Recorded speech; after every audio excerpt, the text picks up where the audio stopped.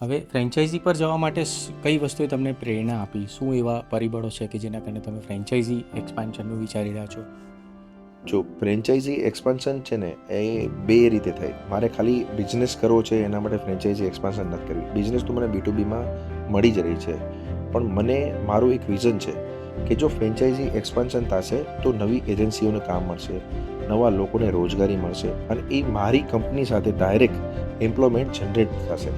આ એક મારું પોતાનું વિઝન છે. એટલે હું આવનારા વર્ષોમાં જો જેટલી વધારે ફ્રેન્ચાઇઝી ખોલીશ એટલા લોકોને હું જોબ ક્રિએટ કરી શકીશ, એટલા લોકોને હું સારા એમ્પ્લોયમેન્ટ આપી શકીશ, સારી રોજગારી તક આપી શકીશ. અને મારું એવું પર્સનલી માનવું છે કે જો તમે બિઝનેસ કરશો અને આવનારા ભવિષ્યમાં બિઝનેસ સાથે જોડાશો તો જ તમારો અને તમારી ફેમિલીનો વિકાસ થશે. જેમ આપણે મોદી સાહેબ વિકાસની વાત કરે છે, એમ જો તમારે પોતાનો પર્સનલ પણ વિકાસ કરવો હોય તો તમારે બિઝનેસમાં આવવું જ જોઈએ અને બિઝનેસ કરવો જ જોઈએ. આવું મારું પોતાનું બિલીવ છે.